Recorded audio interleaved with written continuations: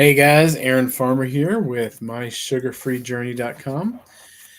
Hope everyone out there is doing well on this. Is it Sunday morning? It feels like a Sunday morning. Sunday morning. Hope everyone is doing well.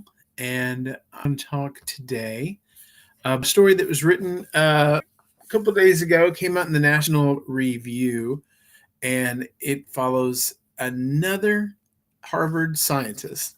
This is on the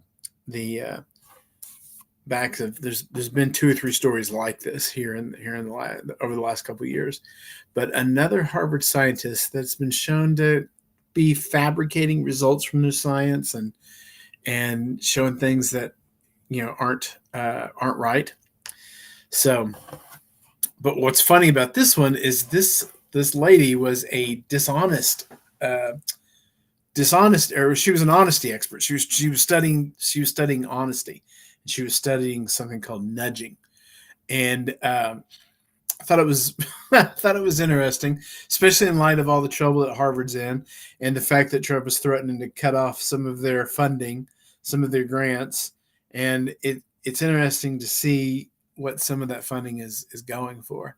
Now, I don't necessarily think that we should not. I mean, I want good science funded, but I want uh, science that's replicable.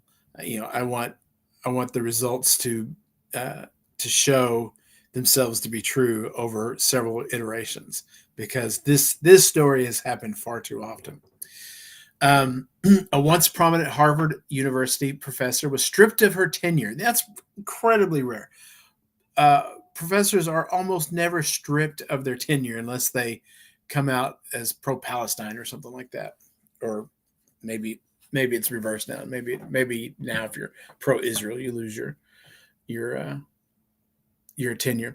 She was stripped of her tenure and fired this week for outright fabricating data on numerous academic studies of dishonesty and ethical behavior.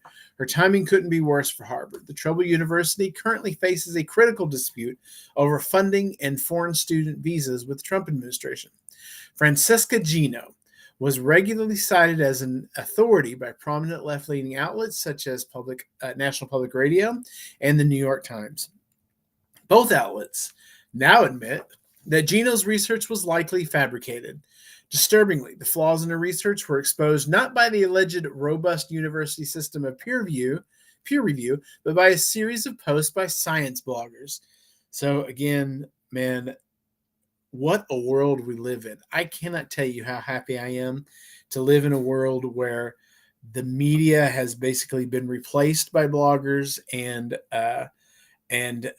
alternative media, and it's not just in the political realm, although they got a lot of press, obviously, uh, because of this last election, but in every nook and cranny, in every area of society, there's a blogger out there that's looking closely at the science and asking questions. No professor has had tenure revoked at Harvard since the 1940s, when the rules for doing so were formalized, according to Harvard Crimson. Wow. This is the academic nuclear option. Gino's first retracted study showed evidence of data fabrication all the way back in 2021, as an investigation into her academic dishonesty lasted for the following 2 years.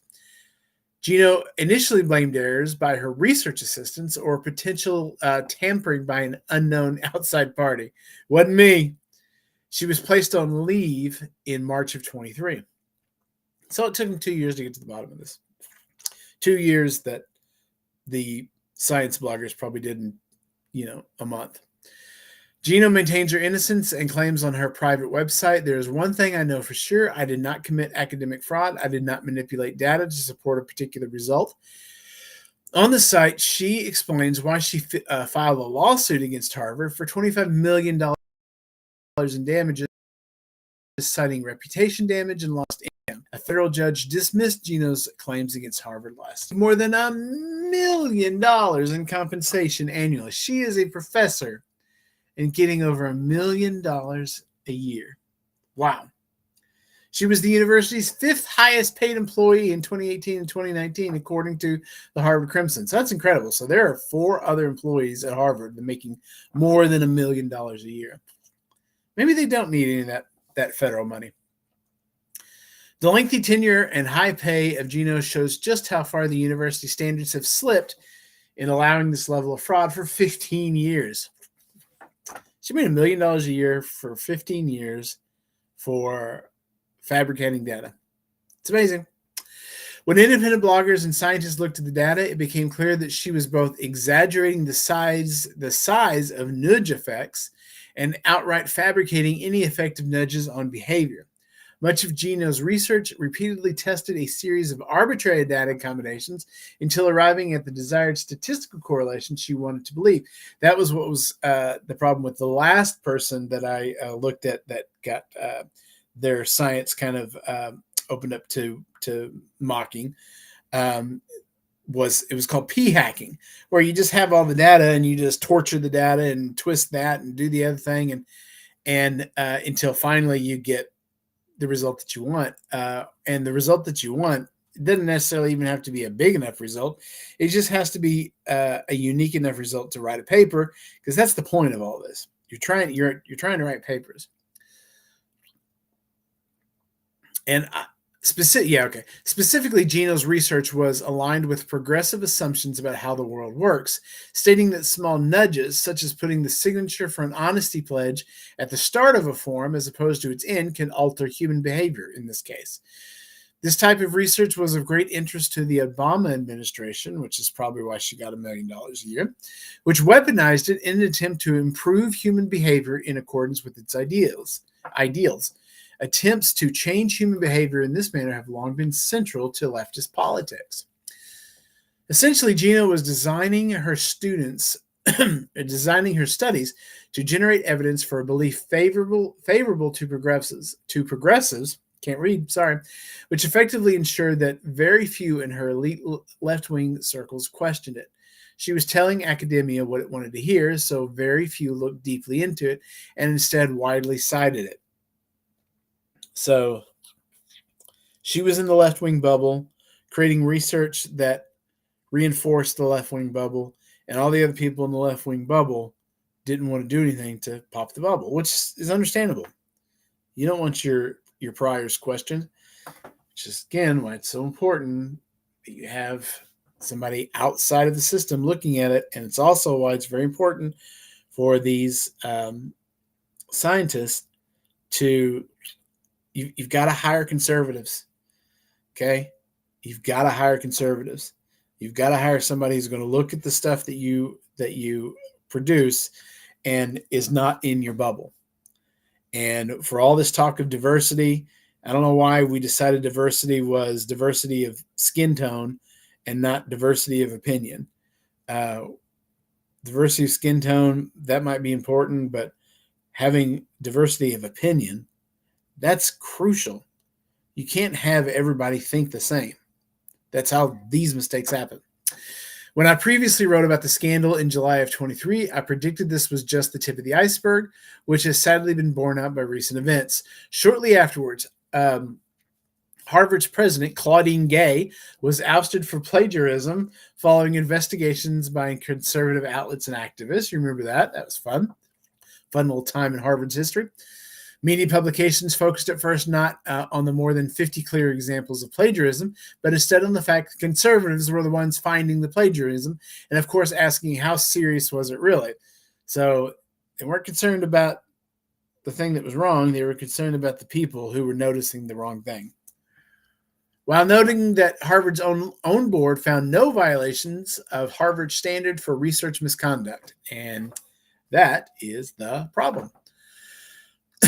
This tenacious redefinition of plagiarism, to benefit Harvard's president, followed her testimony before Congress that calling for the genocide of Jews would violate the university's rules against only depending on the context. That's a fun little video. Politically motivated lying for advancement shouldn't be surprising, as it's incredibly easy for researchers to slightly alter their conclusions to fit a progressive narrative, knowing that such results are too good to check. Like Gino, any social scientist who wants an academic career has a very clear incentive to select only a study design or data set that is likely to generate results that are uncontroversial in academia. According to the Harvard Crimson, fewer than 3% of Harvard faculty members identify their personal political leanings as conservative or very conservative, while 32% identify as very liberal, while another 45% identify as merely liberal. My goodness, you've got to get people from the other side of the political spectrum. Any group politically polarized to this extent will have a difficult time arriving at the truth without injecting ideological bias, as the easiest way to advance is clearly to flatter the preconceptions of progressive faculty. This creates a kind of ideological streetlight effect in which researchers uncritically accept studies that favor their ideological preconceptions. An excellent example of this occurred in 2015 when the University of California, Los Angeles doctoral candidate Michael LaCour faked data in a political study to prove that gay canvassers could change voters' minds in favor of LGBTQ causes through brief conversations. The resulting study, co-authored by a Columbia University professor, received an immense amount of media attention, including from the New York Times, which set LaCour on an easy path to academic success, even handing him a coveted job offer to become an assistant professor at Princeton University. When it was revealed LaCour seemingly never conducted any study at all and simply made up the data, Princeton University rescinded its offer, and the New York Times was left asking, how could this happen? Science is failing because of the strong incentives to lie to flatter progressive sensibilities. Work that flatters them advances and gets promoted in the media. Work that doesn't is met with direct censorship by the powers that be in the university. And it's actually worse than that. Most universities, including my own graduate alma mater of George Mason University, with its famously pro-free market economics program, flat out demand that political scientists sign loyalty oaths to anti-racism as a condition of employment. Mason demands that every member of our community create an inclusive and equitable campus environment in which every member of our community, without exception, is valued, supported, and experiences a sense of belonging, so that George Mason University will become a national exemplar of anti-racism and inclusive excellence. Major scientific journals such as Nature openly refuse to publish politically incorrect ideas. Given the incredible pressure of the academic job market, these measures ensure that true inquiry is effectively impossible. So, you have these university systems where everybody's on the left end of the political spectrum, and they go out there and they create science that reaffirms the priors, basically the preconceptions of everyone on the left side of the spectrum, and it causes these problems. It causes these blind spots. It causes these this thing where you've got people that are just preaching to the choir, and they are just creating science that reinforces those left-leaning preconceptions. And it's dangerous. It is dangerous to create science where there's no one pushing back against it and trying to disprove it. The whole point of science is you create a hypothesis, and then you don't set out to try to prove the hypothesis. You set out to try to disprove the hypothesis. And you try to disprove the hypothesis in as many different ways as you can think of. And if the hypothesis survives all those efforts to disprove it, then it's a good hypothesis, maybe. But when you set out to just to try to create science that just reaffirms your own preconceptions, I mean, you're going to produce a lot of science because if it matches your preconceptions, it's just gonna you're just gonna publish it, and then it's going to pass peer review because everyone that's doing the peer review is also a liberal, is also on the left end of the spectrum. So if you're reinforcing their preconceptions, you're just getting more, more reinforcement for what they already believe. So it's one of the things that RFK said that he was going to do was create a government scientific journal where the process of getting published in that scientific journal was going to be more rigorous. Now, I don't know, and again, I'm thinking of, I trust RFK, but what happens when RFK leaves, and will this just become, will these journals just become another form of government propaganda? But the issue is, continues to be, that there's no diversity of opinion. You've got to have conservatives in your world. You've got to have someone that doesn't agree with you, looking over your shoulder, making sure that you're doing good science. And because we're investing millions of dollars, we're just throwing good money after bad, supporting all of these studies, and it's bad science. And sometimes it takes a decade or more to figure out it's bad science. They should have been able to figure out that this was bad science at the very beginning.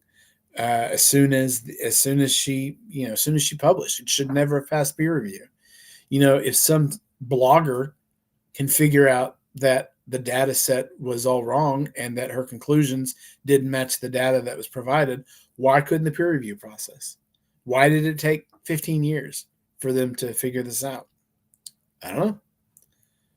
Well, I do know. It's because there is no diversity of opinion on the college campus. Everyone there believes the exact same thing. And if everyone believes the same thing, they're not, you don't have what you need in order for people to believe the things that, you need to believe. It's terrible. It's a terrible, terrible thing. Anyway, I appreciate, guys. That's it for today. I hope you guys have a good Sunday. We will talk to you later.